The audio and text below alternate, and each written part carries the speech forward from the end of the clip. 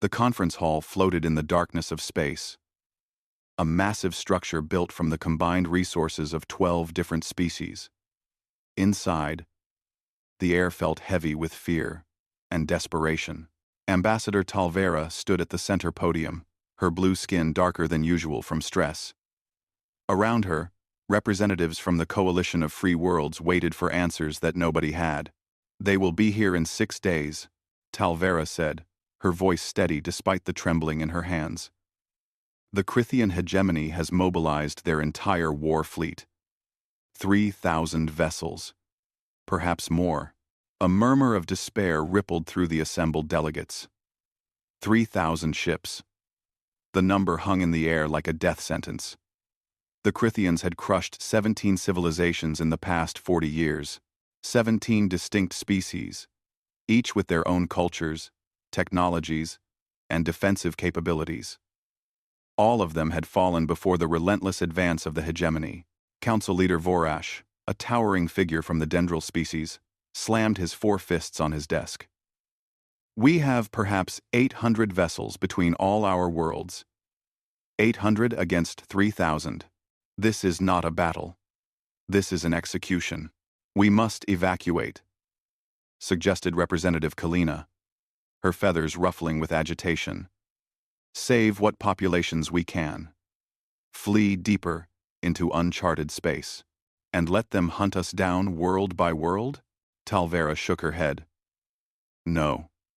We make our stand here, at the Valorian Nexus. If we fall together. But we show them that some species will not simply surrender." The debate raged for hours. Every delegate knew the truth, even as they argued. They could not win. The Crithian military machine was too powerful, too experienced, too ruthless. But surrendering meant slavery at best, extinction at worst. So they would fight, and they would die. And perhaps someone somewhere would remember they had tried. In the middle of the heated discussion, a junior aide rushed into the chamber. His face showed confusion more than urgency. "Ambassador Talvera, forgive the interruption, but there is a fleet requesting permission to dock."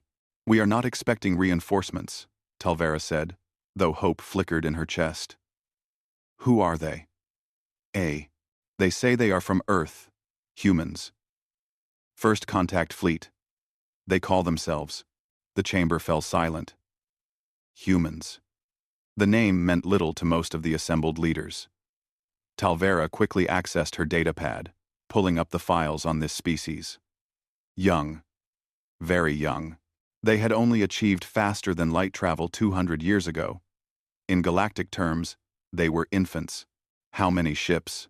Vorash asked, his tone suggesting he expected perhaps 50 vessels, maybe 100 if they were lucky.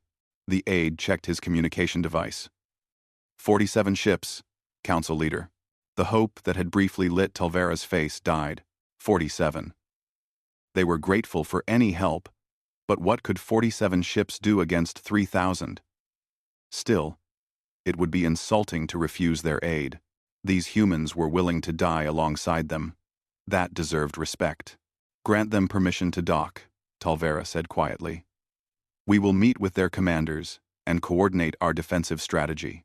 3 hours later, the human delegation arrived. They wore simple, dark blue uniforms with minimal decoration. Their leader, who introduced himself as Admiral James Chen, was shorter than most species in the coalition. His hair was gray, his face lined with age, but his eyes were sharp and clear. He studied each delegate carefully as introductions were made. "We appreciate your willingness to stand with us," Talvera said formally. "Though I must be honest with you, Admiral Chen. Our chances of survival are minimal. The Crithian hegemony has never been defeated in open battle." "We know," Chen replied, his voice calm. "We reviewed the intelligence reports during our journey here. Impressive military force. Excellent tactical coordination. They use overwhelming numbers and sustained firepower to break enemy formations. Then you understand, this is likely a suicide mission," Vorash said bluntly. "Every mission is a suicide mission if you approach it wrong," Chen said. and something in his tone made several delegates shift uncomfortably. "We have a different proposal. Give us 72 hours before the Crithians arrive. Let us prepare the battlefield." "Prepare the battlefield." Kalina's feathers ruffled again. "Admiral, with respect, we have been fortifying our positions for weeks.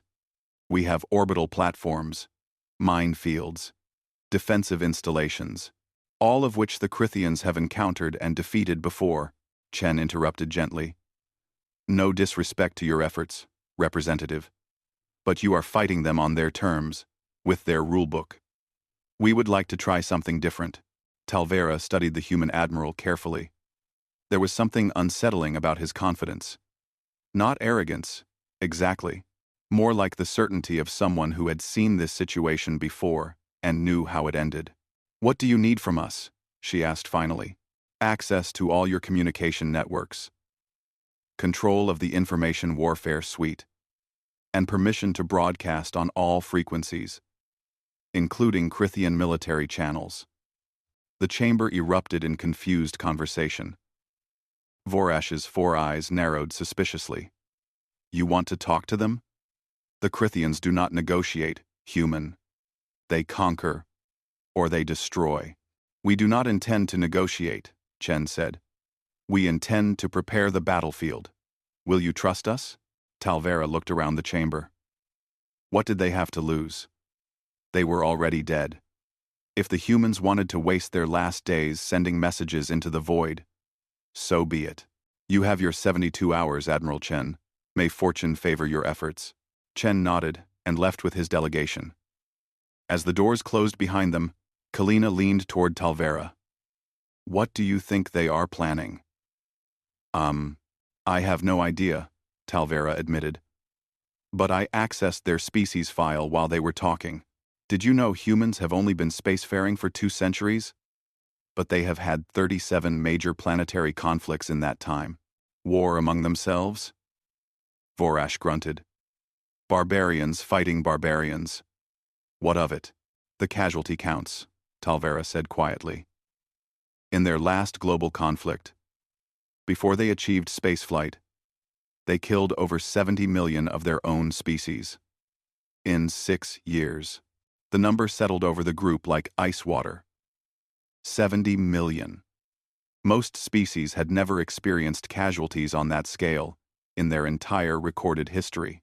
Perhaps, Talvera said softly, we should let the barbarians try their way. Aboard the human flagship, the Indomitable Will, Admiral Chen stood in the command center surrounded by his senior staff. The ship hummed with quiet efficiency as crew members moved between stations, preparing for the operation ahead. "Status report," Chen said. Commander Sarah Park, the fleet's intelligence officer, pulled up multiple holographic displays. "We have full access to the Coalition's communication networks, Crithian military frequencies identified and monitored. Their advanced scout fleet is approximately 4 days out. Main battle group, 6 days, as expected. Good. Begin Operation Ghost Protocol. I want psychological profiles on every Crithian commander in their fleet. Access their public records, military databases, personal communications if possible. Find their fears, their doubts, their weaknesses. Sir, the Crithians have very good cybersecurity," Park said. "Breaking into their systems will take time." Chen smiled thinly. "We are not going to break in, Commander. We are going to be invited in. Begin broadcasting our introduction package on all Crithian frequencies. Make sure it reaches every ship in their fleet." The introduction package was a carefully prepared collection of information about humanity. Not propaganda, not threats, just facts, historical records, video footage, statistical data, all freely offered, all accurately presented, all completely horrifying to any species that took the time to review it. Footage of nuclear weapons detonating in testing grounds. Cities vanishing in pillars of fire and radiation. Recordings from human wars. The trenches of the First World War. The carpet bombing of the Second. The tactical nuclear exchanges of the third, numbers scrolling past. Casualties, weapons counts, destruction statistics, and woven through it all, a simple message. Humanity welcomes peaceful contact with the Crithian hegemony. We hope conflict can be avoided. However, we have extensive experience in warfare and stand ready to defend our allies. Please review our military history for context. 12 hours later, the first Crithian scout ships received the broadcasts. Their commanders watched with growing unease as human history unfolded before them. These were not the records of a peaceful species slowly forced into conflict. These were the records of a species that had nearly exterminated itself multiple times and somehow survived. Commander Vexrath of the Crithian scout vessel Eternal Conquest stared at his display screen in disbelief. The footage showed a human city before an atomic explosion, then the same city after. Nothing but rubble and ash for kilometers in every direction. And the humans had done this to themselves. Hundreds of times. Just to test their weapons. Analysis. He barked at his intelligence officer. The data appears authentic, Commander, cross-referenced with multiple sources.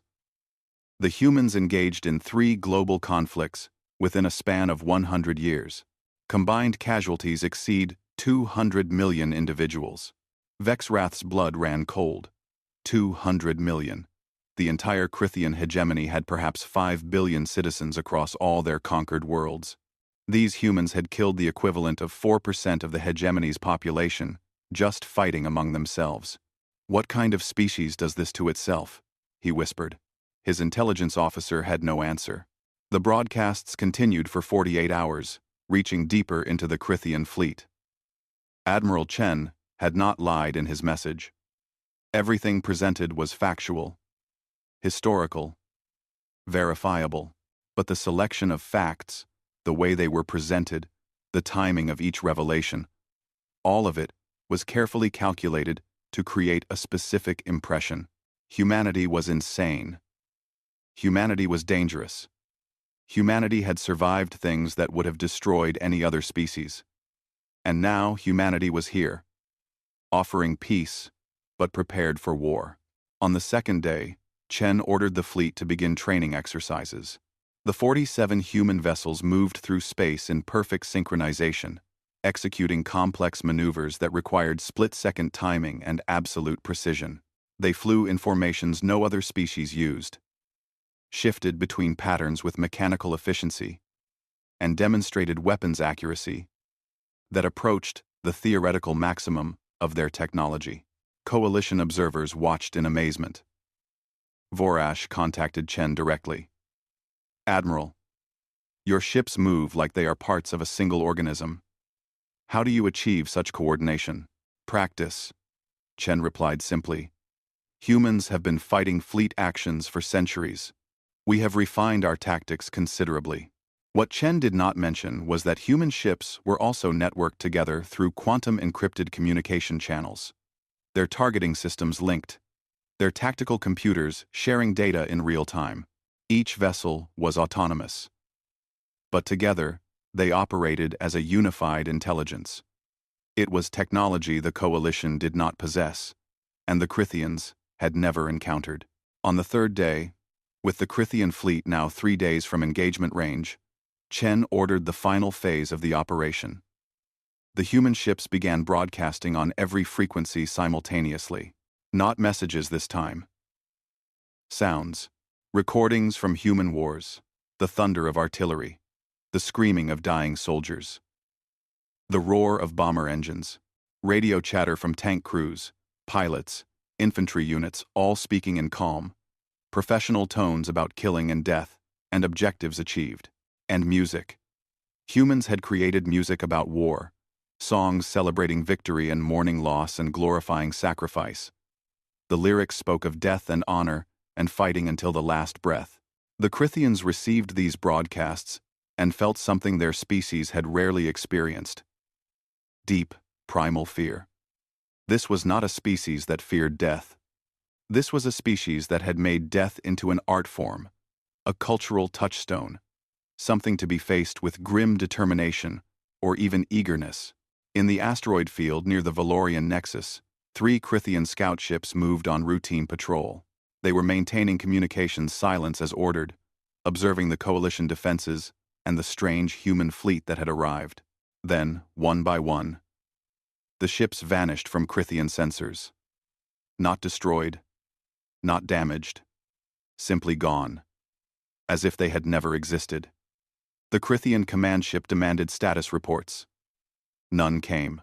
Search vessels were dispatched. When they found the 3 scout ships, they were drifting in space, completely intact. Life support was functional. Weapons were undamaged, but the crews were unresponsive, huddled in their quarters, staring at nothing with wide, terrified eyes.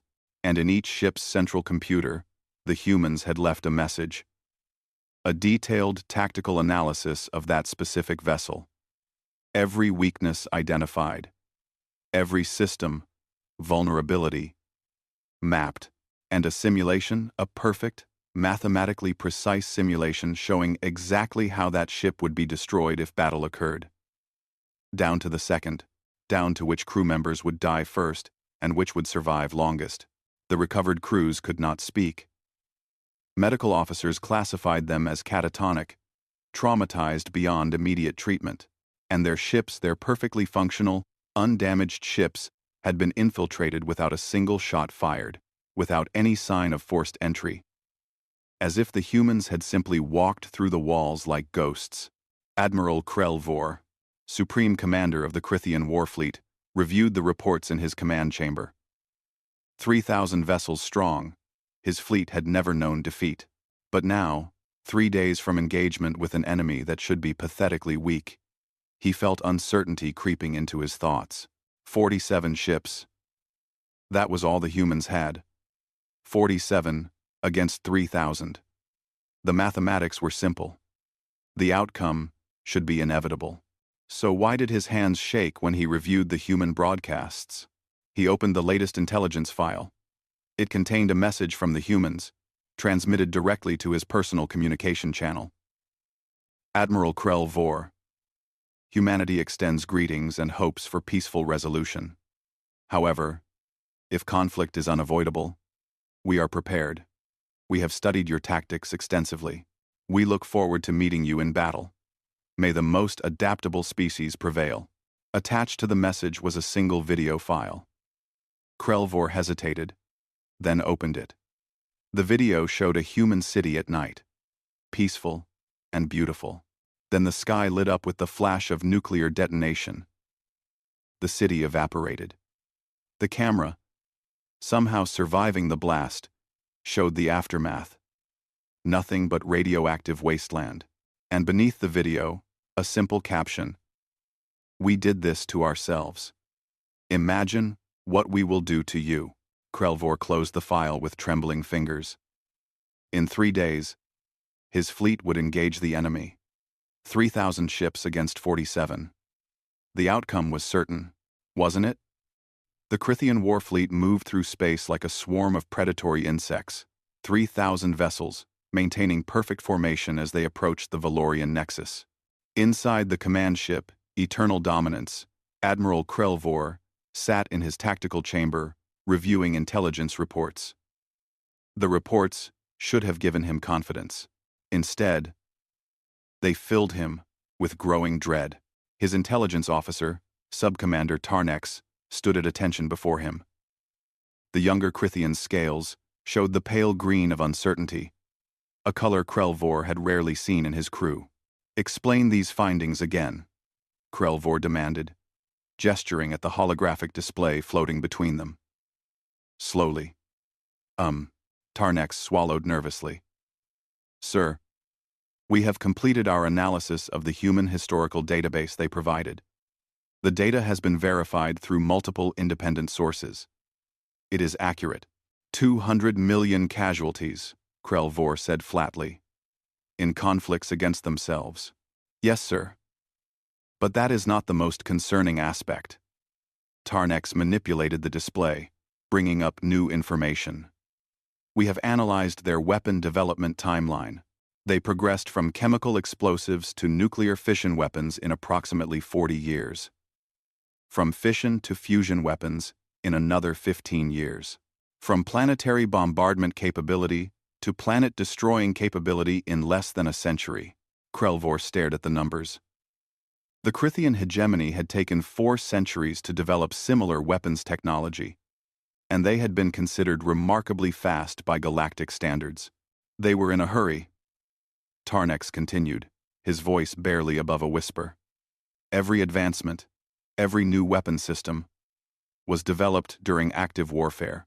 They were not preparing for theoretical conflicts. They were actively trying to destroy each other and needed better tools to accomplish it. The Admiral pulled up another file, one that had been keeping him awake during rest cycles. It was a human documentary about something they called nuclear deterrence strategy. The concept was simple and absolutely insane. Develop weapons so powerful that using them would guarantee your own destruction, then convince your enemies you were crazy enough to use them anyway. Mutually assured destruction, Krelvor read aloud. They had a formal military doctrine based on being willing to end their own civilization, rather than surrender. Quote, "Yes, sir. And they maintained that doctrine for over 60 years. Multiple nations, all aiming enough weapons at each other to render their planet uninhabitable, all waiting to see who would destroy everyone first." Krelvor felt his combat instincts warring with his survival instincts. The Crithian way of war was based on overwhelming force and logical calculation. You gathered superior numbers, applied maximum pressure, and forced the enemy to recognize the futility of resistance. Most species surrendered when they understood they could not win, but humans had nearly exterminated themselves rather than surrender to each other. What would they do when facing a foreign enemy? A communication alert interrupted his thoughts. "Admiral, we are receiving another broadcast from the human fleet. Same frequency pattern as before. Wide spectrum, reaching every ship in our formation." "Put it through," Krelvor ordered. The display shifted to show Admiral Chen standing on what appeared to be the bridge of his flagship. The human looked calm, almost relaxed. He spoke in perfect Crithian, without translation delay. "Greetings, Admiral Krelvor and warriors of the Crithian hegemony. I am Admiral James Chen of the Human First Contact Fleet. I hope this message finds you well. As you approach the Valorian Nexus, I wanted to personally ensure you have all necessary information before our potential engagement." Chen gestured, and the display behind him showed tactical data. Fleet compositions, defensive positions, weapons capabilities, everything laid out clearly and openly. As you can see, the coalition forces at the Nexus consist of approximately 800 vessels of various classifications. Our fleet adds 47 ships to that number. Your fleet numbers 3,000 vessels. By any logical calculation, you have overwhelming numerical superiority. Krelvor leaned forward. Where was the human going with this? However, Chen continued, his expression never changing. I wanted to share some additional context that may be relevant to your tactical planning. The display shifted again, showing what appeared to be a human military medal. It was a simple piece of metal shaped like a star, suspended from a ribbon. This is called the Medal of Honor, Chen explained. It is the highest military decoration humanity offers. It is awarded for acts of valor above and beyond the call of duty. To receive this medal, a soldier must risk their life in combat while facing near certain death. In our last major conflict, 342 of these medals were awarded. 316 of them were awarded posthumously. That means the recipients died performing the action for which they were honored. The Admiral paused, letting that information settle. We give medals to our dead, Admiral Krelvor. We celebrate those who choose death over retreat. We teach our children stories about last stands and final sacrifices. We consider it honorable to die rather than surrender. Chen's eyes seemed to look directly through the screen at Krelvor. I tell you this not as a threat, but as a courtesy, so you understand the nature of the force you are about to engage. We are not a warrior species by preference. We are a survivor species by necessity. We have been tested by ourselves for thousands of years. And we are still here. We know how to endure. We know how to fight. And we know how to win. The transmission ended. The bridge of the eternal dominance was silent, except for the ambient sounds of the ship's systems. Finally, Krelvor spoke. Analysis? Tarnex hesitated. Sir, I believe the humans are attempting psychological warfare. They are trying to make us fear them before the battle begins. Are they succeeding? The intelligence officer's scales flickered between green and gray uncertainty and fear. Yes, sir. Morale reports from across the fleet show increased anxiety. Crew efficiency is down approximately 12%. We have had 43 requests for transfer from frontline vessels. 2 captains have reported crew members experiencing stress-induced illness. Krelvor closed his eyes. 12% efficiency loss before the battle even started. Against a conventional enemy, it would barely matter. But the humans had shown they were not conventional. Over the next day, the human psychological campaign intensified. The human fleet began conducting training exercises that seemed designed to demonstrate their capabilities. The 47 vessels moved through complex maneuvers that required absolutely perfect coordination. They flew in formation patterns that seemed impossible, ships passing within meters of each other at high velocity, executing simultaneous course changes, moving as if controlled by a single mind. And their weapons' accuracy was terrifying. During target practice against coalition-provided drone targets, the human fleet achieved a 97% hit rate at ranges that most species considered beyond effective engagement distance. They fired once per target and almost never missed. Worse, they demonstrated weapons systems the Crythians had not encountered before. Railgun systems that fired projectiles at a significant fraction of light speed. Missile systems that could independently hunt targets across vast distances. Point defense lasers that could track and destroy incoming fire with machine precision. Energy shields that seemed to distribute damage across the entire fleet rather than allowing individual ships to be overwhelmed. Coalition observers were shocked. Vorash contacted Admiral Chen with undisguised amazement. Your 47 ships have more firepower than our entire 800-vessel fleet. Why did you not tell us this when you arrived? Chen's response was characteristically simple. You did not ask. And firepower is only one factor in warfare. The Crythians have plenty of firepower. They do not lack for weapons or ships. They lack something else. And that is what we are targeting. What are you targeting? Their certainty, Chen said. Their confidence that they will win. We are showing them that victory is not inevitable. And that doubt is spreading through their fleet like a disease. He was right. By the second day before the scheduled engagement, Crythian efficiency ratings had dropped to 73%. More crew members were reporting for medical evaluation with stress symptoms. Communications between ships showed increased chatter, increased uncertainty, increased questioning of orders. Admiral Krelvor called an emergency command meeting with his senior captains. The holographic chamber was filled with the projected images of his most experienced officers, veterans of dozens of successful campaigns. But now their scales showed colors he had never seen in his commanders before. Uncertainty, fear, doubt. Report your status, Krelvor ordered. Captain Vexnell of the heavy cruiser Infinite Fury spoke first. Admiral, my crew is on edge. The broadcasts from the humans have unsettled them. They keep watching the footage of human wars. 70 million dead in 6 years. Nuclear weapons used in combat. Cities destroyed in seconds. My crew is asking how we fight an enemy like this. You fight them the same way we fight everyone, Krelvor snapped. With superior numbers and superior firepower. But sir, another captain interjected, the humans are showing us they have faced enemies with superior numbers and superior firepower before. They faced themselves. And they kept fighting until everyone was dead or the weapons ran out. How do we threaten an enemy that has already survived the worst possible warfare? Krelvor had no good answer. The meeting dissolved into worried discussion, with captains sharing reports of declining morale, increased anxiety, and growing reluctance to engage. This was unprecedented. The Crithian fleet had never experienced morale problems before.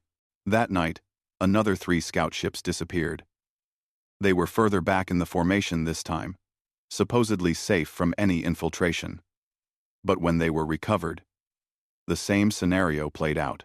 Crews catatonic with fear, ships intact but penetrated without any sign of forced entry, and messages left in their computers. These messages were more detailed than before. They included personal information about crew members, names, family situations, home worlds, psychological profiles, and simulations showing not just how the ships would be destroyed, but casualty projections for each crew member. Probability of survival, 0%. Expected time of death, calculated to the second. Method of death, described in clinical detail. The recovered crews could not explain how the humans had gotten aboard. Security footage showed nothing. Sensors detected no intrusions, but the humans had been there, moving through the ships like ghosts, leaving their messages and departing without a trace. Krelvor reviewed the latest message personally. It had been left on one of the scout ships, addressed to him specifically. Admiral Krelvor, we respect you as a fellow military commander. We understand you are following orders and serving your people. We do not wish to destroy your fleet or kill your crews, but we will, if we must. Please consider. Humanity has been fighting wars for thousands of years. We have developed strategies you have never encountered. We have psychological operations refined through centuries of conflict. We have learned how to win battles without firing shots, by making the enemy question whether fighting is worth the cost. You outnumber us 64-1. In a conventional battle, you would likely win, though at enormous cost. But we are not offering you a conventional battle.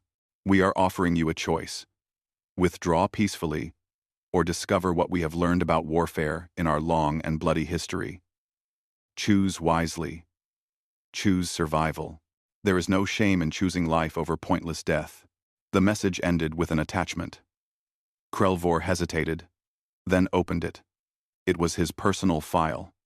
Everything about him, his family, his career, his accomplishments, his fears, information that should have been secured behind multiple layers of Crithian military encryption. The humans had it all. And at the bottom of the file, a simple note. We know you. We understand you. We do not want to kill you. Please give us a reason not to. Krelvor's hands shook as he closed the file. How had they gotten this information? How had they penetrated Crithian security so completely? What else did they know? His communication officer interrupted his thoughts. Admiral, we are receiving reports from across the fleet. The humans have sent personal messages to over 2,000 crew members. Individual messages, addressing them by name, showing knowledge of their families and personal situations. The messages are not threatening. They are sympathetic, understanding. They acknowledge that our crew members are following orders and serving their people. They express hope that everyone survives. They suggest that choosing life over meaningless death is not cowardice but wisdom. Shut down all external communications, Krelvor ordered. No more broadcasts from the humans reach this fleet. Sir, they are using every frequency simultaneously. We would have to shut down our entire communication grid to block them completely. That would leave us unable to coordinate fleet movements. Krelvor slammed his fist against his command console. The humans had trapped them perfectly. Block communications and lose coordination, or keep communications open and let human psychological warfare continue eroding morale.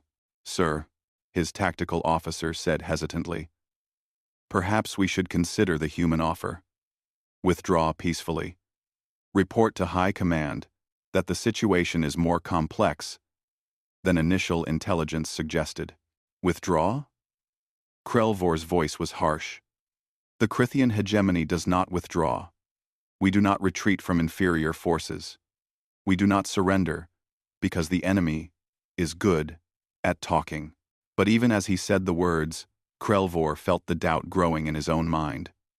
The humans were not just good at talking, they were good at everything they had demonstrated so far. And they had demonstrated only a tiny fraction of their capabilities. What would happen when the battle actually started? In the Coalition Command Center, Ambassador Talvera and the other leaders watched the human operations with growing amazement. They had expected the humans to fight. Instead, the humans were systematically dismantling Krithian morale without firing a single shot. How are they doing this? Kalina asked, her feathers flat against her body in confusion. The Krithians should be attacking. They have overwhelming force. Instead, their fleet is slowing down, showing hesitation. Talvera studied the tactical displays, showing both fleet positions. Admiral Chen is doing exactly what he said he would do. He is preparing the battlefield. But the battlefield is not in space. It is in the minds of the Krithian commanders and crews. Vorash rumbled thoughtfully. These humans understand something we do not.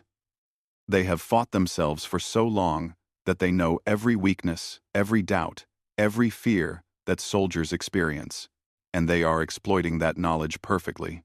Will it work? Kalina asked. It is already working, Talvera replied, pointing at the morale statistics they were receiving from intercepted Krithian communications. The enemy fleet is experiencing a collapse of confidence, not because they are weak, but because the humans have shown them exactly what fighting humanity would cost. And the cost is too high. On the human flagship, Admiral Chen reviewed the latest intelligence reports with satisfaction. Operation Ghost Protocol was exceeding expectations. Krithian morale was below 70% and still falling. Fleet coordination was degrading. Individual ships were experiencing equipment failures, not because of any human action, but because stressed crews were making mistakes. Phase 3 is ready to deploy, sir, Commander Park reported. Shall we proceed? Chen nodded slowly. Yes. Let us show them what we truly are. Not conquerors, not warriors, but survivors who have learned that the best victory is the one where everyone lives to go home. Send the final message. The broadcast went out on all frequencies simultaneously, reaching every ship in the Krithian fleet and every member of the coalition. Admiral Chen's face appeared on every screen. Warriors of the Krithian hegemony, leaders of the coalition of free worlds, I speak to you now with complete honesty. Humanity does not seek war. We seek survival. We have survived wars that would have destroyed any other species. We have survived ourselves. And we have learned something important from our terrible history. The greatest victory is not the one achieved through destruction, but the one achieved through understanding. Admiral Krelvor, your fleet still outnumbers us significantly. You could still force a battle, but I ask you to consider, what would you gain?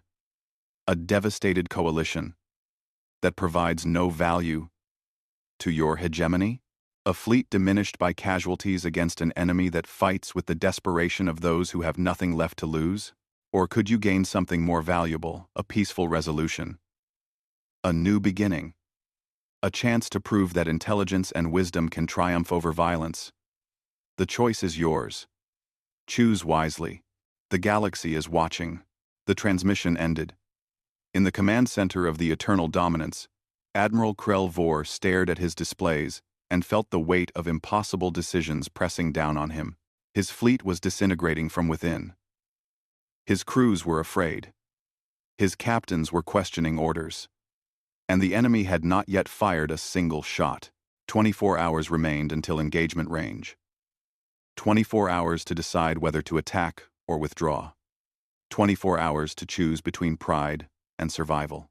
The humans waited in perfect formation, 47 ships against 3,000, completely calm and absolutely terrifying in their confidence. And in the silence of space, Admiral Krelvor realized something that chilled him more than any human broadcast. he was afraid. For the first time in his military career, he was genuinely afraid of the enemy he faced. The humans had won the psychological battle completely. The missing scout ships were found drifting near the outer asteroid belt, silent and dark, against the backdrop of space. When the Crithian recovery teams boarded them, they found something far worse than destroyed vessels or dead crews. They found crews that were alive but broken, huddled in corners, staring at nothing with wide, empty eyes. Medical officers tried to get responses from them, but the scouts could not speak, could not move, could barely register that anyone else was present. Sub-Commander Tarnex led the investigation team aboard one of the recovered vessels. The ship was completely intact. Life support was functioning normally. Weapons were armed and ready. But something had happened here that had shattered the crew's minds without touching their bodies. "Check the ship's computer core," Tarnex ordered. "Find out what they saw." No. The technical specialist worked quickly, accessing the ship's data banks. What he found made his scales turn pale gray. "Sir, there are files here that were not there before. They are marked with human identification codes. They appear to be personal messages." "Play them," Tarnex commanded, though dread already coiled in his stomach. The first message appeared on the main display. It showed Admiral Chen sitting at a simple desk, looking directly at the camera with calm, understanding eyes. But he was not speaking to Tarnex or any commander. He was speaking to Scout Leader Velthar, the captain of this vessel. "Scout Leader Velthar, greetings. I hope this message finds you well. I wanted to speak with you personally, because I believe you deserve honesty. My intelligence officers have compiled information about you and your crew. I know this may seem frightening, but I assure you this information was gathered for one purpose only: to help me understand who you are, so I can speak to you as one military professional to another." The display changed, showing a detailed dossier on Velthar. His service record, his family connections, his home world, everything about him laid out with disturbing completeness. "You have served the Crithian hegemony with distinction for 23 years, Chen continued. "You have a mate and 3 offspring on the colony world of Crithis 4. Your service record shows you are a careful commander who values the lives of your crew. This tells me you are an intelligent individual who understands that warfare should have purpose beyond simple destruction." The display shifted again, this time showing something that made Tarnex's blood run cold. It was a tactical simulation, rendered in perfect detail. It showed this exact scout ship, in this exact location, and it showed what would happen if battle commenced. The simulation ran for 2 minutes and 17 seconds. It showed the ship being targeted by human weapons systems. It showed the shields failing. It showed the hull being breached in 3 locations. And it showed, with clinical precision, which crew members would die in which sections and in what order. Probability of crew survival: 0%. Expected duration of combat before ship destruction: 2 minutes, 17 seconds. Casualties: 100%. No survivors. This is not a threat. Chen's voice continued over the simulation. This is simply what our tactical computers predict would happen to your vessel if fighting begins. I show you this not to frighten you, but to help you understand the reality of the situation. Your ship is brave. Your crew is skilled. But the mathematics of modern warfare are unforgiving. The simulation ended. Chen's face returned to the screen. Scout Leader Velthar, I do not want to destroy your ship. I do not want to kill you or your crew. You are not my enemy. You are a fellow soldier following orders, serving your people, trying to survive in a complicated galaxy. I respect that. I understand that. And I want you to know that there is another choice. You can choose to survive. You can choose to see your mate and offspring again. There is no dishonor in choosing life over meaningless death. Think about it. Make your choice. And know that whatever you decide, I will respect you as a fellow warrior. The message ended. Tarnex stood in silence, staring at the blank screen. The humans had not boarded this ship. They had not threatened the crew. They had simply shown them the truth. That fighting was futile. That death was certain. And that survival was a choice they could make. "Check the other ships," Tarnex ordered quietly. "I need to know if all the crews received similar messages." The answer was yes. Every recovered scout ship contained personalized messages. Not generic broadcasts, but individual communications addressing each captain by name, showing detailed knowledge of their lives and families, presenting tactical simulations specific to their vessels, and offering the same choice: survive or die pointlessly. But that was not the worst discovery. The technical teams found something else in the ship's computer cores. Evidence of intrusion that should have been impossible. The humans had penetrated Crithian computer security without leaving any trace of entry. They had moved through secure systems like they owned them, accessing files that were supposed to be encrypted behind military-grade protection. How did they do this? Tarnex demanded. "Our security protocols are the best in known space.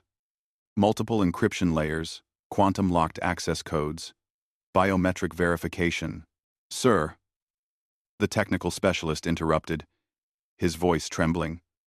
"The humans did not break our encryption. They bypassed it entirely. They accessed our systems through backdoors we did not know existed, vulnerabilities in our own code that we never detected.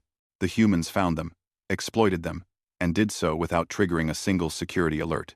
Tarnex felt his legs weaken. If the humans could penetrate their computer systems this completely, what else could they do?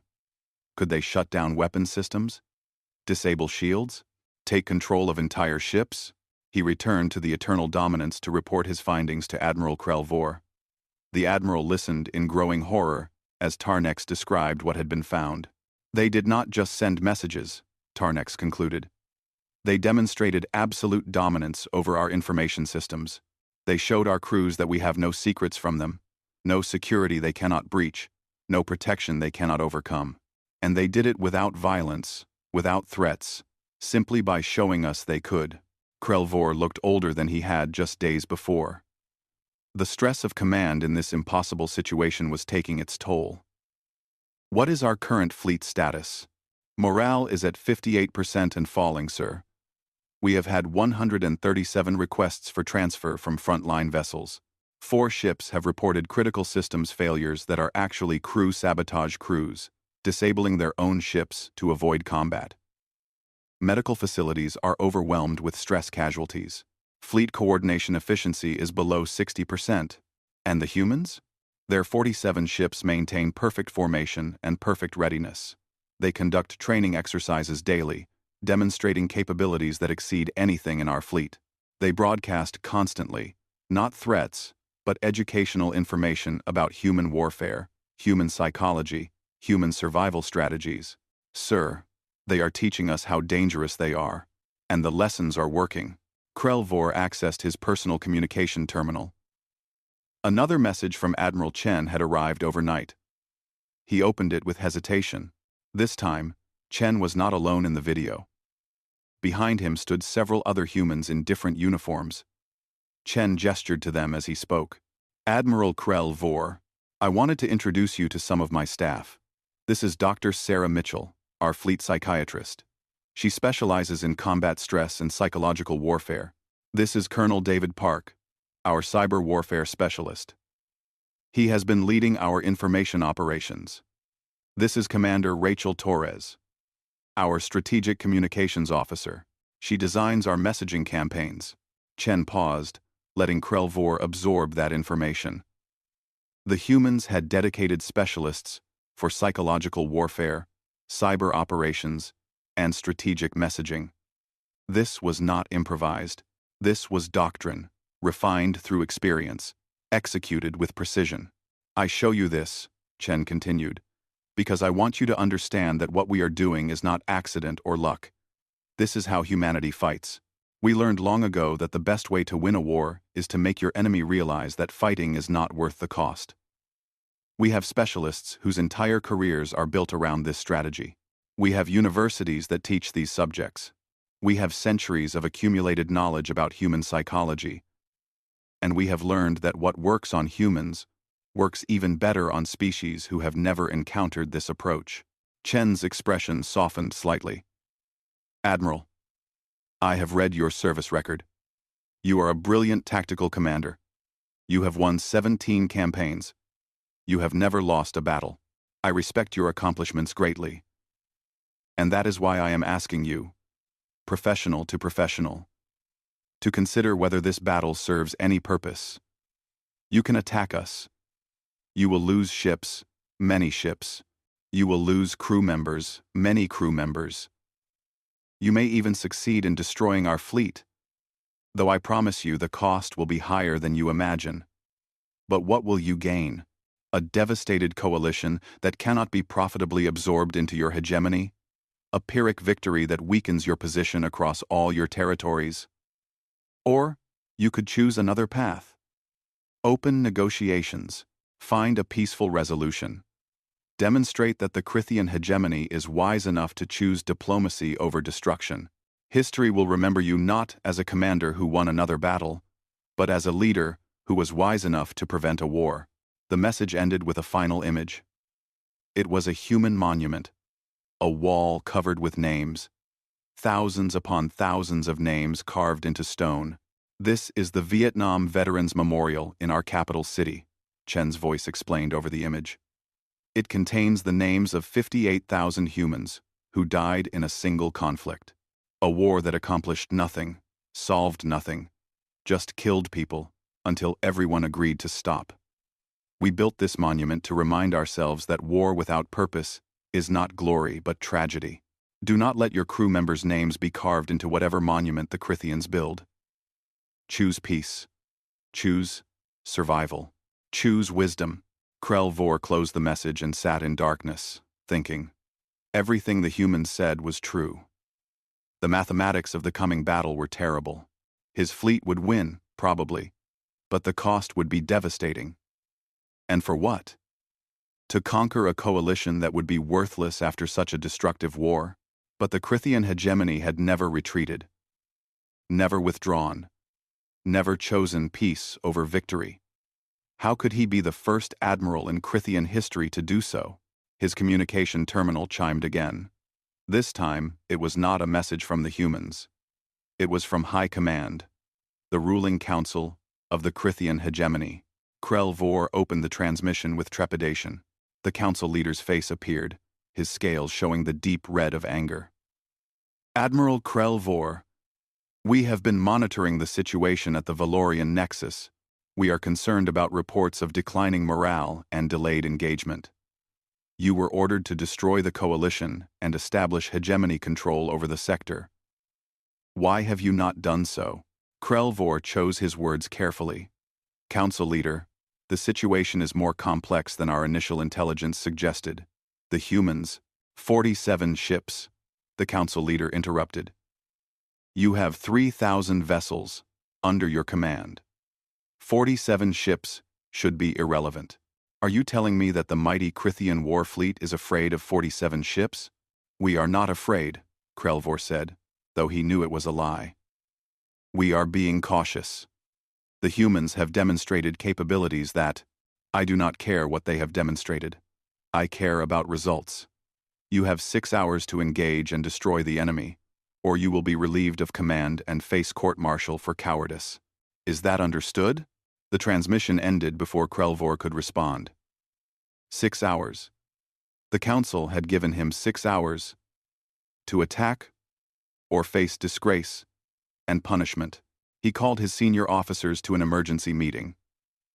They appeared in holographic projection around his command chamber, and he saw fear in every face. You heard the orders from High Command, Krell Vor said. We attack in 6 hours or face consequences. Prepare your ships. Captain Vexnal spoke up, his voice shaking. Admiral, my crew is on the edge of mutiny. They have been watching the human broadcasts. They have seen the simulations. They know what will happen to us. If I order them into battle, I am not certain they will follow orders. Other captains nodded agreement. The discipline that had held the Crithian fleet together for decades was crumbling under the relentless pressure of human psychological warfare. Then we must restore their confidence, Krelvor said, though he did not know how. We will conduct a demonstration. We will show them that the humans are not invincible. We will prove that our fear is unfounded. But how could he prove that? The humans had been careful never to show weakness, never to make mistakes, never to give the Crithians any evidence that they could be defeated. An idea formed in Krelvor's mind. Dangerous, risky, but perhaps necessary. We will send a single ship forward, he announced. One heavy cruiser. It will approach the human fleet and issue a challenge. Single combat. One of their ships against one of ours. If they refuse, we expose them as cowards, hiding behind psychological tricks. If they accept and we win, we prove they can be defeated. If they accept and we lose, at least we gain tactical data on their capabilities. His officers looked uncertain, but no one had a better plan. Captain Drexnal, Krelvor said, addressing the commander of the heavy cruiser Vengeance Eternal. You have the honor of representing the Crithian hegemony. Choose your best crew. Prepare your ship. Challenge the humans to single combat. Captain Drexnal's scales shifted through several colors before settling on the dark purple of determination. It will be done, Admiral. I will show them that Crithian warriors do not fear death. The Vengeance Eternal broke formation and moved forward, approaching the human defensive line. It broadcast a challenge on all frequencies. Single combat. Ship to ship. Winner takes honor. On the human flagship, Admiral Chen received the challenge and smiled grimly. The Crithians were desperate, trying to salvage morale through a demonstration of courage. It was a good strategy. Actually, respect for an enemy who understood that sometimes you had to fight just to prove you could. Tactical assessment, Chen ordered. Commander Park pulled up the analysis. The Vengeance Eternal is a heavy cruiser, one of their most powerful vessels. Heavily armored, powerful shields, significant firepower. In a one-on-one engagement, it would take one of our destroyers approximately 6 minutes to achieve a kill. Probability of our victory, 94%. Risk to our ship, minimal. Chen nodded slowly. Open a channel to the Crithian vessel. The display showed Captain Drexnal on the bridge of his ship, scales bright with determination and underlying fear. Captain Drexnal, Chen said, we accept your challenge. But I want to make something clear first. This does not have to end in death. Disable your ship, and we will consider you honorably defeated. No lives need to be lost today. Drexnal's scales darkened further. You think we fear death, human? We are Crithian warriors. We will fight until our ship is destroyed or yours is. There is no middle ground, Chen sighed. Very well. Prepare yourself, Captain. May your death have meaning, since you insist on dying. The channel closed. Chen turned to his tactical officer. Designate the destroyer Aurora for this engagement. Give them full discretion on tactics. Objective. Disable the Crithian vessel with minimal casualties to their crew. Let us show everyone that we can be merciful even in combat. The human destroyer Aurora separated from the fleet and moved to meet the Vengeance Eternal. The two ships faced each other across 10,000 kilometers of empty space. Both fleets watched. Crithian crews hoping for a victory that would restore their courage. Coalition forces hoping the humans knew what they were doing. And the human fleet, calm and confident, waiting to demonstrate what 4 centuries of human warfare had created. The battle was about to begin. The first shots of the war would be fired. And Admiral Chen knew with absolute certainty that this single engagement would determine whether there would be a larger battle at all. The humans had spent days preparing the psychological battlefield. Now, they would have to prove that their confidence was justified. Captain Drexnal gave the order to fire. The Vengeance Eternal's main weapons blazed across space toward the Aurora, and the human destroyer moved, flowing through space with impossible grace, every shot missing by calculated margins as it began its response. The demonstration the Crithians wanted was about to become a lesson they would never forget. The Vengeance Eternal fired first, 3 massive plasma bolts streaking across space toward the human destroyer Aurora. Captain Drexnell watched the targeting displays with grim satisfaction. Perfect firing solution. Maximum power. The human ship would not survive the first salvo. Except the Aurora moved. It did not dodge or evade in the traditional sense. It simply was not where the weapons were aimed. The ship flowed through space with fluid precision, repositioning itself microseconds before impact. All 3 plasma bolts passed through empty space where the Aurora had been an instant before. Recalculate firing solution, Drexnell ordered. Fire again. The Vengeance Eternal's weapons cycled and fired again. 6 shots this time, spread in a pattern that should have been impossible to avoid. But again, the Aurora moved, slipping between the incoming fire like water flowing around stones. Not a single shot connected. How are they doing that? Drexnell's tactical officer demanded. Their ship is too large to maneuver that quickly. The physics do not allow. The Aurora fired. A single railgun round, moving at 17% of light speed. It crossed 10,000 kilometers in the blink of an eye and struck the Vengeance Eternal's forward shield generator. The shield collapsed in that section. Another shot followed immediately, striking the exposed armor, plating, and punching through into the interior of the ship. Warning alarms screamed across the bridge. Forward shield generator destroyed, the tactical officer reported. Hull breach in Section 7. Sealing emergency bulkheads. Return fire. The Vengeance Eternal unleashed everything it had. Plasma cannons, missile launchers, particle beams, a storm of destruction that filled space between the 2 vessels. Enough firepower to destroy 3 ships of the Aurora's class. The Aurora moved through the storm like it was dancing. Its point defense lasers tracked and destroyed incoming missiles with perfect accuracy. Its maneuvering thrusters fired in precise sequences, keeping it always just ahead of the plasma bolts. And its railguns fired again and again, each shot finding its target with mechanical precision. The second shot destroyed the Vengeance Eternal's port weapons array. The third took out the starboard missile launchers. The fourth disabled the main engine. The fifth struck the bridge itself, not penetrating but delivering enough kinetic energy to throw everyone inside against their restraints. 3 minutes into the engagement, the Vengeance Eternal was crippled. Not destroyed, not obliterated, carefully, methodically disabled, each shot placed with surgical precision to take out systems while minimizing casualties. All weapons offline, the tactical officer reported, his voice shaking. Main engines at 15%. Shields failing across all sections. We are defenseless. Drexnell stared at his displays in disbelief. They had lasted 3 minutes.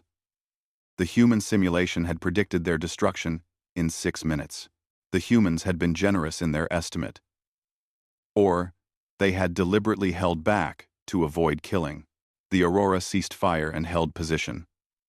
Weapons still trained on the crippled Crithian vessel, but not firing. A communication request came through. Drexnell accepted it with trembling hands. Admiral Chen appeared on the display, looking tired and sad. Captain Drexnell, you fought with courage and honor. Your ship is disabled but your crew lives. I am giving you a choice now. Surrender and receive medical assistance, or continue fighting and be destroyed. Please choose survival. Please let your crew see their families again. Drexnell looked around his bridge. His crew members stared back at him with fear and hope mixed in their expressions. They wanted to live. He wanted to live. But Crithian warriors did not surrender. Except, what was the point of dying? When death accomplished nothing. We surrender, Drexnell said quietly. We request medical assistance for our wounded. Chen nodded with clear respect. Medical teams are being dispatched now. Captain Drexnell, you are a brave warrior. I am sorry this had to happen, but I am glad you chose life. There is no dishonor in surviving. The transmission ended. Drexenel slumped in his command chair and felt tears of shame and relief running down his face. They had lost. They had been utterly, completely defeated in 3 minutes against a single human ship.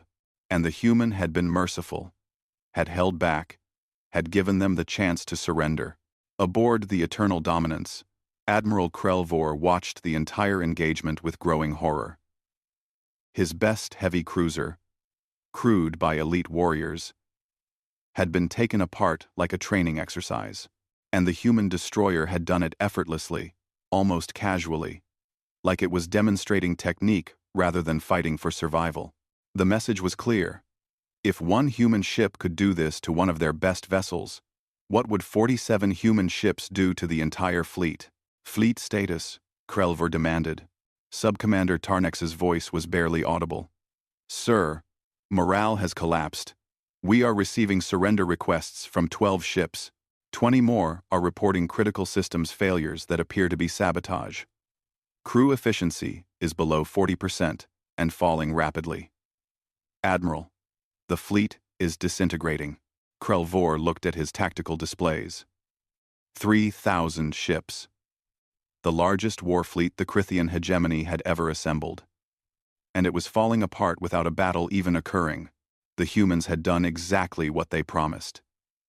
They had prepared the battlefield. And the battlefield was the mind of every Crithian crew member, who now understood that fighting was futile. A communication alert interrupted his thoughts. High Command, again. The council leader's face appeared, still showing the deep red of anger. Admiral Krelvor, we watched your demonstration. Your heavy cruiser was destroyed in 3 minutes by a single human ship. This is unacceptable. You will engage the full human fleet immediately with overwhelming force. Crush them. Show them that numbers still matter. Do it now, or face execution for cowardice and failure. The transmission ended. Krelvor sat in silence, facing an impossible decision. Attack and lose hundreds, perhaps thousands of ships, against an enemy that had already proven its superiority, or refuse orders and be executed as a coward. He was about to give the attack order when another communication came through. This one was from Captain Vexnal of the Infinite Fury, one of his most trusted commanders. Admiral, I am sorry, but I cannot follow orders to attack. My crew will not fight. They have seen what the humans can do. They have received messages from the humans explaining that this war serves no purpose. They refuse to die for nothing. I am surrendering my ship to human custody. I take full responsibility for this action. Before Krelvor could respond, more messages flooded in. 5 ships surrendering. 10 ships. 20. 50. The trickle became a flood as crews decided they would rather face punishment for cowardice than certain death in battle. Sir, we have mass desertions occurring across the fleet, Tarnex reported, his voice rising in panic. Entire squadrons are breaking formation. Some are surrendering to the humans. Others are simply fleeing the combat zone. We have lost operational control of approximately 40% of our forces. Krelvor felt the situation spiraling beyond his control. The fleet was not just losing morale. It was actively rejecting orders, choosing survival over duty, fragmenting into hundreds of independent ships making their own decisions. Another message came through, this time from Admiral Chen. Krelvor almost did not want to open it, but he had no choice. Chen's face appeared, and for the first time, the human admiral looked genuinely sympathetic. Admiral Krelvor, I am watching your fleet fall apart, and I take no pleasure in it. You are a good commander caught in an impossible situation. Your high command has ordered you to attack, but your crews understand that attack means death. They are choosing to live, and I respect that choice. I want to make you an offer. A way out of this situation that allows you to survive with honor. Krelvor leaned forward. What offer? Order your fleet to withdraw. Tell your high command that the humans deployed weapons and tactics you could not counter. and that further engagement would result in the complete destruction of your forces with no meaningful gain. You will be censured for failure, perhaps even demoted. But you will be alive. Your crews will be alive. And in time, the hegemony will recognize that choosing to preserve your forces was the wise decision. Or, you can attack us. Your fleet will disintegrate further. Many ships will be destroyed. Many crew members will die. And in the end, you will still fail to achieve your objectives. The choice is yours, Admiral. But please choose wisdom over pride. The transmission ended. Krell Vor sat in his command chair and felt the weight of command crushing him. Everything he had built over decades of military service was collapsing. But Chen was right. Attacking now would accomplish nothing except death and destruction. He opened a fleet-wide channel. 3,000 ships, or what remained of them under his control, waited for his orders.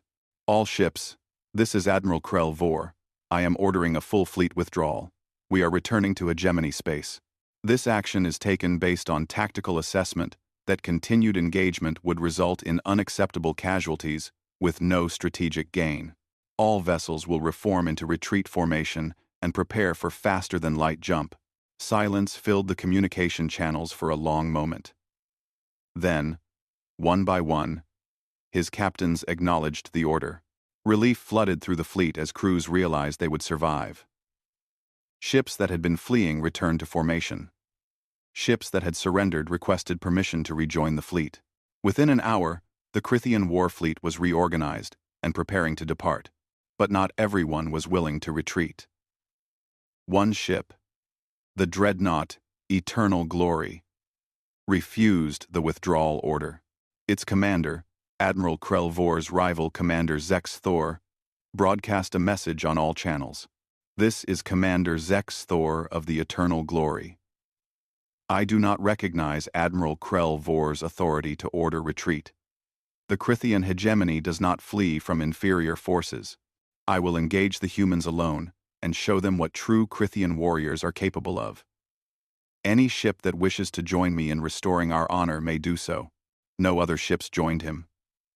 Zex Thor's dreadnought turned and accelerated toward the human fleet. Weapons charging, engines at full power. It was the largest ship in the Crithian fleet, a massive vessel capable of destroying dozens of smaller ships. Admiral Chen watched the dreadnought approach and felt sadness settle over him. One more warrior who could not accept that fighting was pointless. One more commander who chose death over the appearance of cowardice. Tactical options, Chen said quietly. Commander Park reviewed the data. The dreadnought is a formidable vessel, sir. It would take our entire fleet approximately 12 minutes to destroy it. Alternatively, we could disable it like we did the Vengeance Eternal, but it would take longer and risk more casualties. No, Chen said. We are not going to fight it.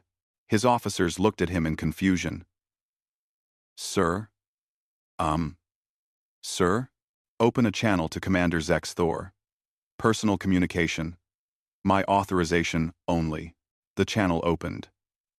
Zex Thor appeared on the display, his scales showing the bright red of battle fury. Human Admiral, prepare to face a true warrior. I will not surrender. I will not retreat. I will destroy your fleet, or die trying. Chen studied the Crithian commander carefully. Young, proud, desperate to prove himself. Exactly the kind of warrior who would throw his life away for honor that existed only in his own mind. Commander Zex Thor, Chen said softly, I understand your position. You believe retreating is dishonorable. You believe you must fight to maintain your pride. I respect that, so I am going to make you an offer. Single combat. Your dreadnought against one of our destroyers. Not the Aurora that destroyed the Vengeance Eternal. A different ship. Less experienced. If you win, you can claim you defeated humanity in combat. If you lose, at least you fought with courage. Does that satisfy your honor? Zex Thor's scales flickered with confusion. You would give me an advantage? Why? Because I understand what it is to be a warrior, Chen replied. Because I know that sometimes honor demands action, even when logic says otherwise. Because I would rather let you have your fight and your honor than simply destroy you without giving you the chance to prove yourself. Do you accept? Zexthor was silent for a long moment. Then his scales shifted to dark purple determination mixed with respect. I accept your offer, human. Send your ship. We will settle this warrior to warrior. Chen designated the destroyer Valiant for the engagement. It was one of their newer ships, with a less experienced crew than the Aurora. Not helpless, but not the overwhelming force that had dismantled the Vengeance Eternal. The two ships faced each other. The Eternal Glory, massive and powerful, bristling with weapons. The Valiant, smaller but faster, its crew tense and ready. The battle began. The Dreadnought opened fire with everything it had. And this time, the human ship did not have the overwhelming advantage. The Valiant took hits. Shields flickered and strained. The crew worked frantically to maintain systems as damage reports flooded in. But the Valiant fought back, its weapons finding targets on the larger ship. Railgun rounds punched through armor. Missiles slipped past point defenses. Lasers carved burning tracks across the Dreadnought's hull. 3 minutes passed. The Valiant lost its forward shield generator. The Eternal Glory's main weapons array was destroyed. Both ships were damaged. Both crews were fighting desperately, and neither was willing to surrender.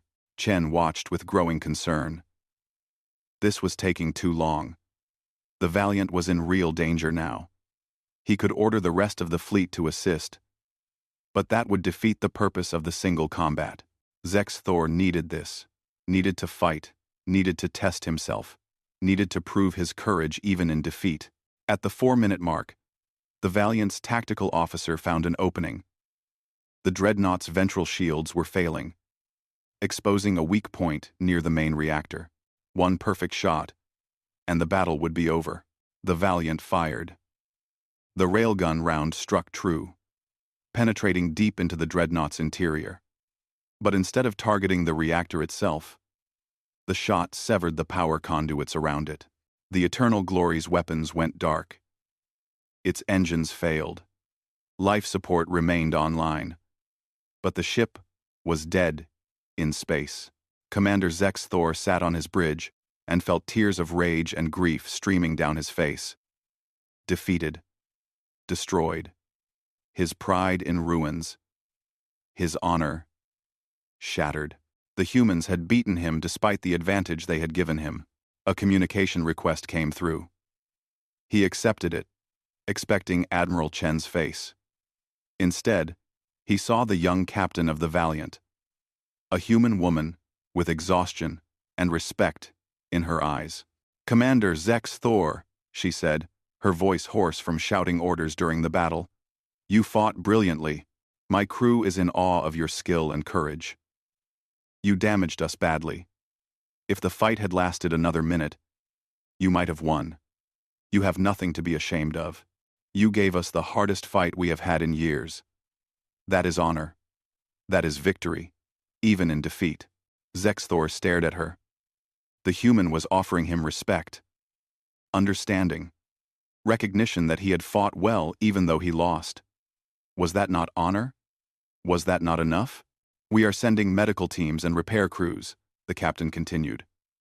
"Your crew fought bravely too. They deserve to survive and tell the story of this battle. Will you accept our assistance?" Op said. Zexthor found himself nodding, too tired to argue anymore. "Yes, I accept. Thank you for the honor of this combat." "Thank you for accepting," the captain replied. "You gave my crew valuable experience. We will remember this battle and remember you with respect." The transmission ended. Zexthor looked around his bridge at his exhausted, wounded, but living crew members. They had fought. They had proved their courage. And they had survived. Perhaps that was enough. Aboard the Eternal Dominance, Admiral Krelvor watched the end of the single combat and felt complex emotions warring in his chest. Relief that Zexthor had survived. Sadness that it had come to this. And strange respect for the humans who had given their enemy honor even in defeat. The Crythian fleet completed its preparations for withdrawal. Ships formed into travel formation. Damaged vessels supported by those still intact. The crews were quiet, processing what had happened. They had come to conquer, and had retreated without a major battle. But somehow, that felt more right than dying pointlessly. Admiral Chen broadcast one final message to the departing fleet. Warriors of the Crythian hegemony, you showed courage in coming here. You show wisdom in leaving. There is no shame in choosing peace over war, survival over destruction. Go home. Tell your people what you learned here. Tell them that humanity seeks peaceful coexistence, not conquest. Tell them that strength is not just about weapons and ships, but about knowing when to fight and when to choose a better path. Safe travels. And may we meet again as friends, rather than enemies. The Crythian fleet jumped to faster-than-light speed and vanished from the Valorian nexus, leaving behind only the disabled vessels that would be repaired and returned once diplomatic channels were established. In the Coalition Command Center, silence reigned as the delegates tried to process what they had witnessed. 3,000 ships had arrived ready for battle. 3,000 ships had departed without a major engagement. And humanity's 47 vessels remained intact, victorious, without truly fighting. Ambassador Talvera was the first to speak. What did we just witness? Admiral Chen, who had joined the coalition commanders to observe the departure, smiled tiredly. You witnessed the culmination of 4 centuries of human warfare experience. We learned long ago that the deadliest weapon is not the one that destroys the enemy. It is the one that makes the enemy choose not to fight in the first place. Vorash rumbled thoughtfully. You broke them without breaking them. You defeated them by showing them defeat was inevitable. We showed them the truth, Chen corrected. That fighting would cost more than it gained. That survival is not cowardice, but wisdom. That there are better ways to resolve conflict than mutual destruction. These are lessons humanity learned the hard way, through millions of casualties across thousands of conflicts. We paid a terrible price for this knowledge. Now we share it, hoping others can learn without paying the same cost. Kalina's feathers ruffled in admiration. Will the Crythians be back? Eventually, perhaps, Chen admitted. But next time they will come for negotiation, not conquest, because they learned today that humanity is not weak, that we understand warfare better than they do, and that we prefer peace, but can wage war with devastating efficiency, if necessary. That knowledge will change how they approach us, and any species we protect. Talvera looked at the human admiral with new understanding. You are not warriors who learned peace. You are peacemakers who remember war. That is why you are so effective. Chen nodded slowly. We are survivors, Ambassador. We have survived ourselves for thousands of years. That makes us uniquely qualified to help others survive too. The coalition delegates sat in silence, absorbing the magnitude of what they had witnessed. Humanity had entered the war zone and won without firing most of their weapons. They had collapsed an enemy fleet through psychology, demonstration, and careful mercy. It was a new kind of warfare, one based not on destruction but on understanding. And it was terrifying in its effectiveness. The coalition conference hall was quiet in the aftermath of the Crythian withdrawal. Ambassador Talvera sat across from Admiral Chen in a private meeting room, away from the other delegates and their endless questions.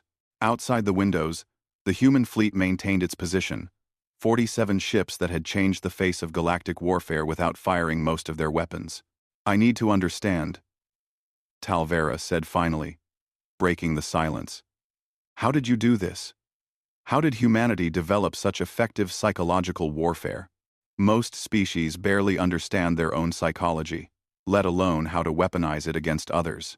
Chen poured himself water from the pitcher on the table between them, taking his time before answering. When he spoke, His voice carried the weight of painful history. "We developed these techniques because we spent thousands of years fighting ourselves," he said. "Humans have been at war with other humans for our entire recorded history. Nation against nation, ideology against ideology, religion against religion, sometimes even family against family. We learned every possible way to hurt each other, manipulate each other, and defeat each other. Not because we are especially violent compared to other species, but because we are very good at learning from our mistakes and then teaching those lessons to the next generation." He pulled up a holographic display showing human history, centuries of conflicts compressed into data points. "In our 20th century alone, we fought 2 global wars that killed over 100 million people. We developed weapons capable of destroying our entire planet. We came closer to extinction than any species should ever come. And through all of that, we learned. We learned how fear works, how morale breaks, how soldiers decide whether to fight or surrender, how commanders make decisions under stress. We learned all of this through terrible, bloody experience." Talvera studied the data with horrified fascination. "You said you came close to extinction. How did you survive?" By understanding ourselves," Chen replied. "After our second global war, we developed psychological warfare as a formal military discipline. We studied our own species, trying to understand what makes humans fight and what makes them stop fighting. We recruited scientists, doctors, artists, philosophers, anyone who understood human nature. We gave them resources and told them to find ways to win wars without destroying everything. And they succeeded. They created techniques for breaking enemy morale, for spreading doubt, for making warfare so psychologically costly that leaders chose diplomacy instead." He paused, remembering. "During our third global conflict, which thankfully remained limited, we used these techniques extensively. We broadcast messages into enemy territories.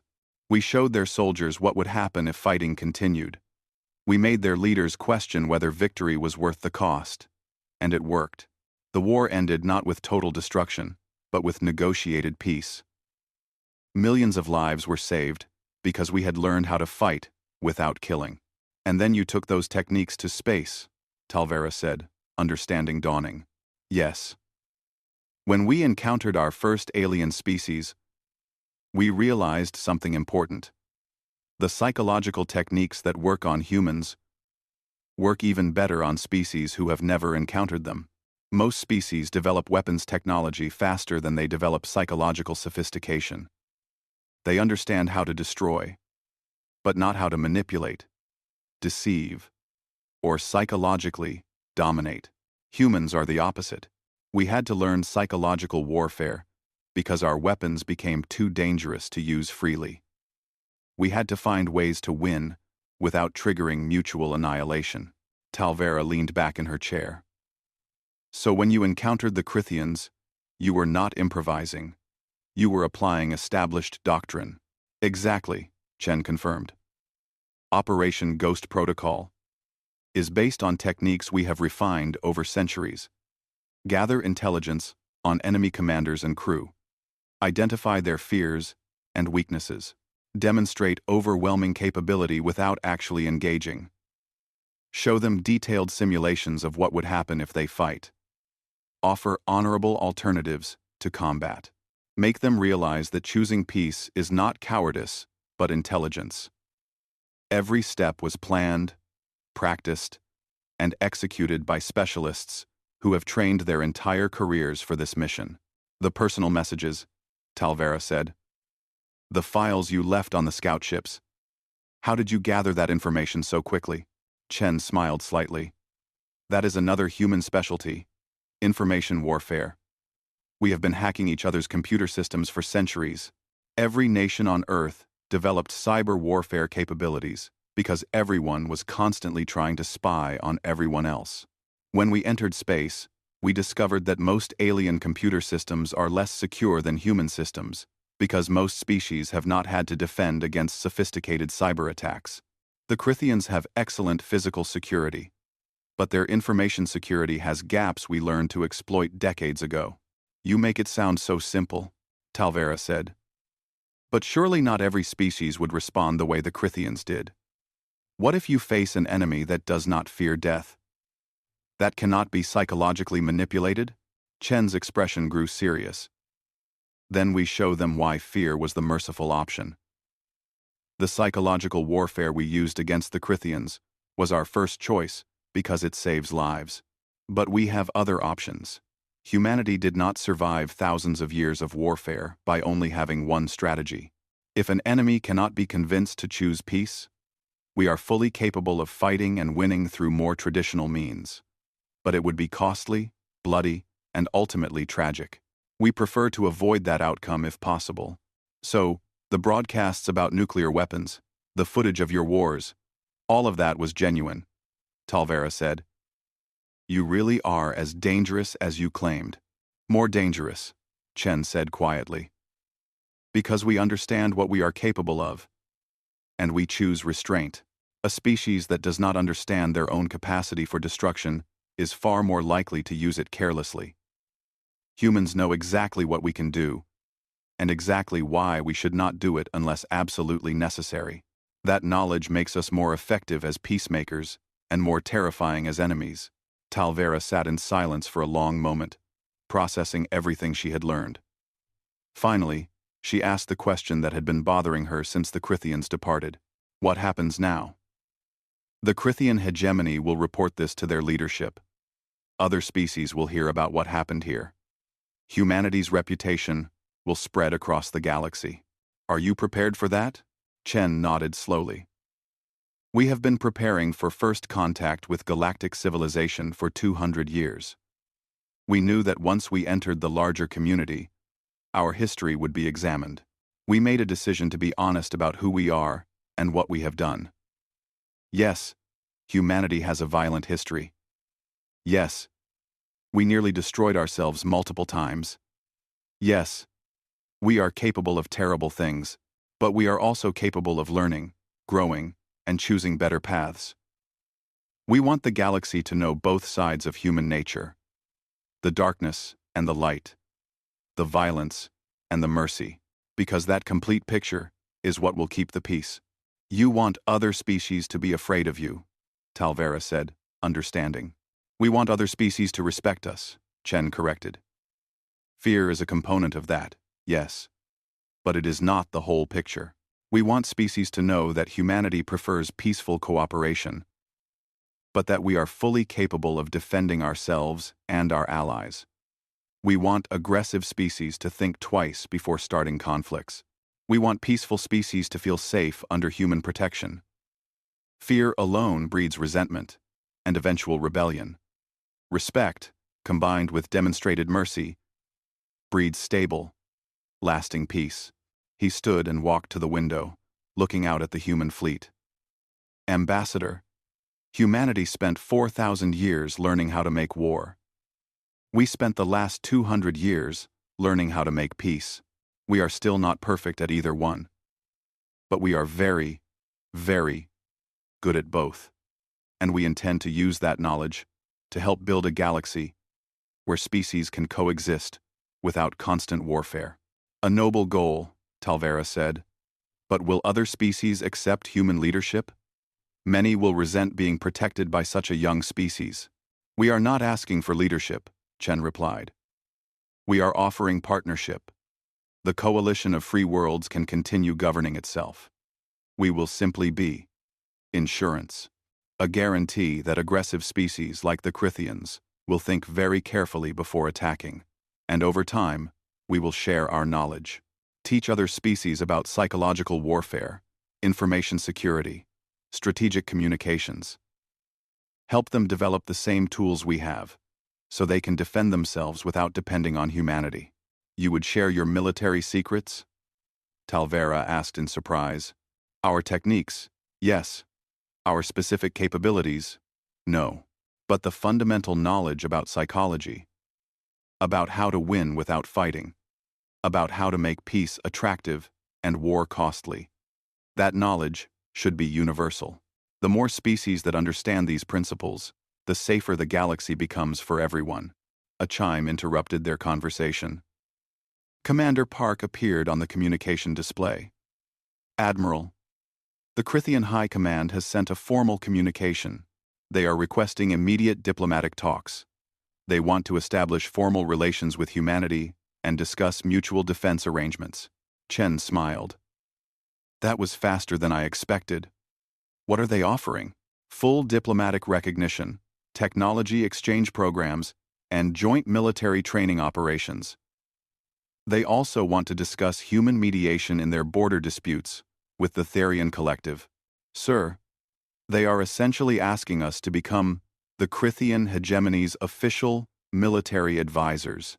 Talvera laughed in disbelief. They came to conquer you? And now? They want to hire you? They came to conquer the coalition, Chen corrected. They encountered humanity instead. And they learned that we have something they need. Knowledge about how to wage war effectively, without destroying everything. The Crithians are practical. If they cannot beat us, they would rather join us. I consider that a success. Accept their request, he told Commander Park. Schedule diplomatic talks for next week. In the meantime, start preparing our cultural exchange proposals. If we are going to work with the Crithians, we need to help them understand human values and psychology. This is an opportunity to turn an enemy into an ally. The communication ended. Talvera shook her head in amazement. In less than a week, you have turned the greatest military threat in known space into a diplomatic partner. That is extraordinary. That is human nature, Chen said. We fight when necessary, but we prefer to make friends. Stronger together than apart, as we learned the hard way on Earth. Now we apply that lesson on a galactic scale. Over the following weeks, the full impact of humanity's entrance into galactic affairs became clear. The story of the Valorian Nexus spread through every major civilization. 3,000 Crithian ships had retreated before 47 human vessels. A war had been won without a battle. An enemy had been defeated through psychology rather than firepower. Different species interpreted the events differently. Some saw humanity as dangerous wildcards, too unpredictable to trust. Others saw them as valuable allies who could provide protection against aggressive neighbors. A few saw them as potential threats that should be monitored carefully. But everyone agreed on one thing. Humanity had changed the rules of galactic warfare. The old model of overwhelming force and numerical superiority was no longer guaranteed to work. Now commanders had to consider psychological factors, information warfare, and the morale of their crews. A fleet could be defeated before the first shot was fired if the enemy was skilled enough in psychological operations. The Crithians became humanity's most enthusiastic students. Admiral Krelvor, far from being executed for failure, was promoted to lead the joint Human Crithian Military Academy. He spent his days learning human psychological warfare techniques and teaching them to Crithian officers. The transformation was remarkable. Within 6 months, the Crithian military had reorganized its entire tactical doctrine to incorporate human principles. You have made us stronger without giving us more weapons, Krelvor told Admiral Chen during one of their regular meetings. You have taught us that the mind is the ultimate battlefield. This knowledge will serve the hegemony well for generations. Just remember to use it for defense, not conquest. Chen replied with a slight smile. That was the condition of our cooperation. Understood, Krelvor assured him. The hegemony has learned that expansion through conquest is too costly when potential targets can employ psychological resistance. Better to expand through diplomacy and mutual benefit. You have made us practical, Admiral Chen. Perhaps that is your most dangerous weapon of all. The coalition of free worlds restructured itself into a more formal defensive alliance, with humanity serving as military advisors and strategic planners. Human specialists were stationed on coalition worlds, teaching psychological warfare, information security, and strategic communications. The change was profound. Species that had relied solely on weapons and fortifications now had new tools for defense. Ambassador Talvera became the coalition's chief liaison with humanity. She spent hours with Admiral Chen and other human leaders, learning about Earth's history, studying human conflicts, trying to understand what made humanity so effective at warfare and peacemaking simultaneously. "You are contradictions," she told Chen one evening as they reviewed diplomatic reports. "You hate war, but excel at it. You value peace, but prepare extensively for conflict. You offer mercy, but can be ruthlessly efficient when necessary. How do you reconcile these contradictions?" Chen considered the question carefully. "We do not reconcile them. We embrace them. Humans are complex beings, capable of both great compassion and great violence. We learned that denying either side of our nature leads to disaster. Pretending we are peaceful when we have violent instincts leads to those instincts emerging uncontrolled. Pretending we are warriors when we long for peace leads to unnecessary conflicts. So we accept both. We acknowledge that we are capable of terrible things, and we choose to do better things instead. That choice, made constantly and consciously, is what defines humanity." "And if you encounter a species that cannot be reasoned with?" Talvera asked. "A species that has no fear, no psychology you can exploit, no desire for peace?" Chen's expression grew somber. "Then we show them the other side of human nature, the side that survived ice ages, plagues, and nuclear wars, the side that nearly exterminated itself but persisted anyway, the side that develops weapons capable of destroying planets and then has the discipline not to use them. We hope never to encounter such a species, Ambassador. But if we do, they will learn why the Crithians chose diplomacy over continued conflict." 6 months after the events at the Valorian Nexus, a new threat emerged. The Axion Collective, a machine intelligence that had been expanding silently through uncharted space, suddenly appeared at the border of Coalition territory. Unlike biological species, the Axion machines had no fear of death, no families to protect, no psychological weaknesses to exploit. They simply calculated that Coalition space contained resources they needed, and they began harvesting those resources with mechanical efficiency. The Coalition forces engaged them in 3 separate battles and lost all 3. The Axion machines were not intimidated by demonstrations of force. They were not influenced by psychological warfare. They simply fought with mathematical precision until they achieved their objectives or were destroyed. The Coalition sent an urgent request to humanity. "We need your help. The Axion Collective cannot be negotiated with, cannot be frightened, cannot be psychologically defeated. If you have other options, now is the time to deploy them."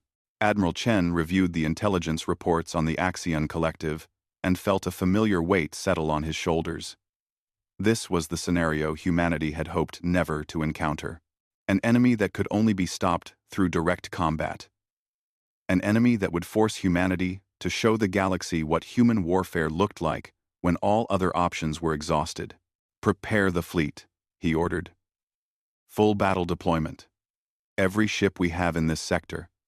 And send for the second contact fleet from Earth. We will need reinforcements." Commander Park looked worried. "Sir, are we really going to engage in full-scale warfare? That is not what humanity is supposed to represent."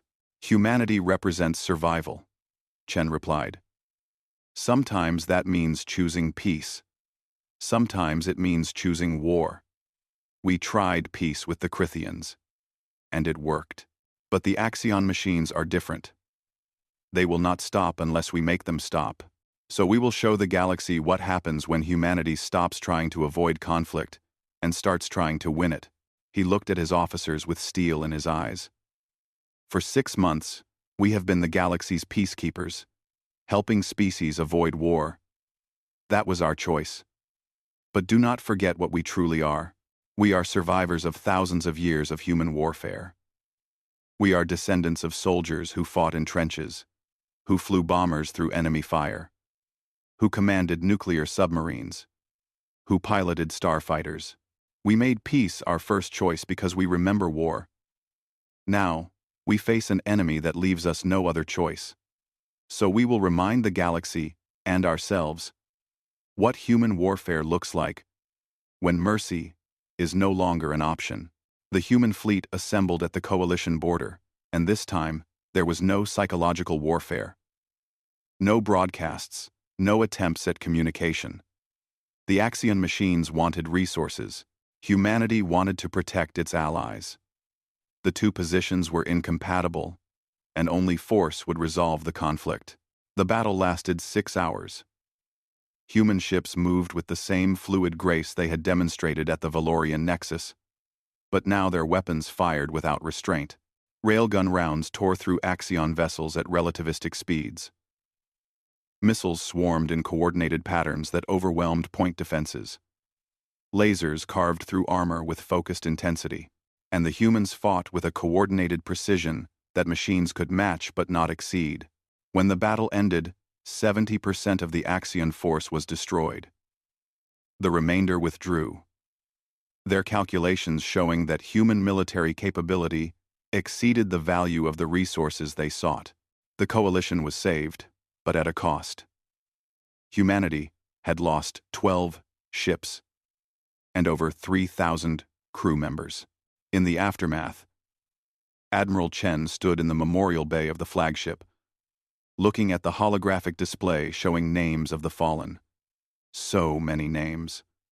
So much sacrifice.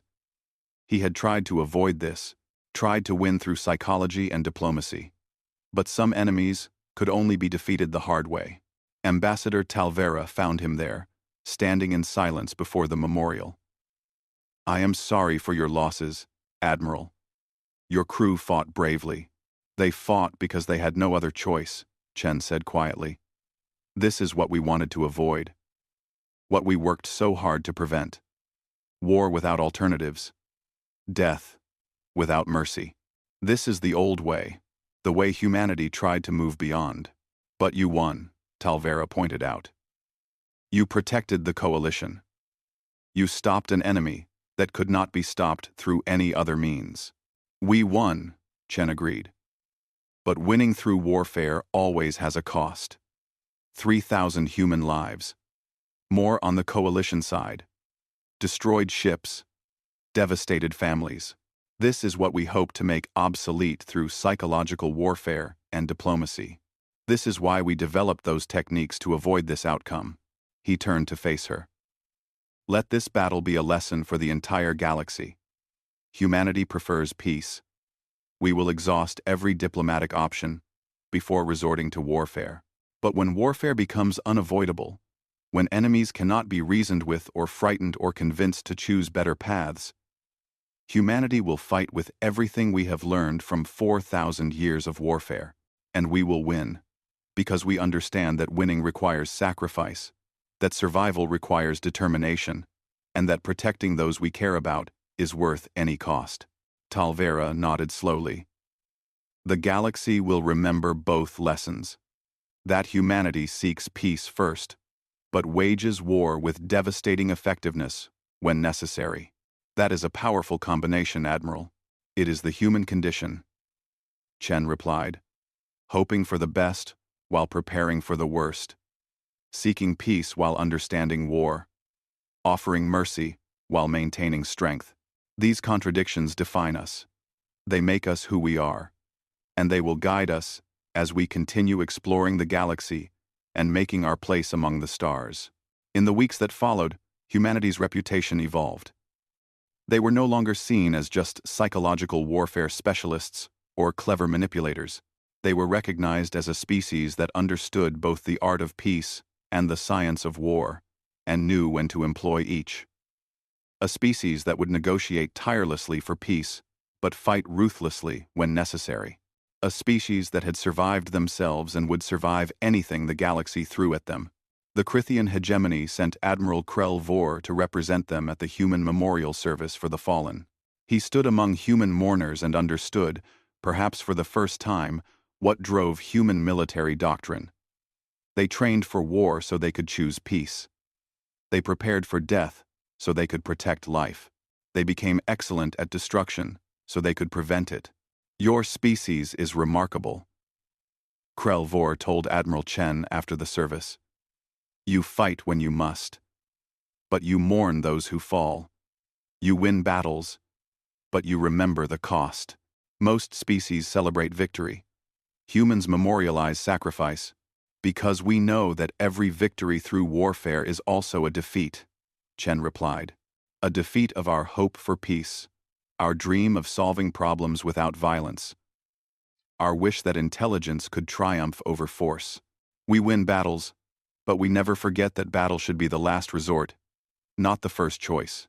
That wisdom will serve the galaxy well, Vor said. The Krithian hegemony is proud to call humanity an ally. Admiral Chen stood on the observation deck of the Indomitable Will, looking out at the stars. Somewhere out there, other species were watching humanity, trying to understand them, deciding how to respond to this new presence in galactic affairs. Some would become friends, others would become rivals, a few might become enemies, but humanity would face them all the same way. With intelligence first, with mercy when possible, with strength when necessary, and with the hard-won wisdom of a species that had learned every lesson about warfare the painful way.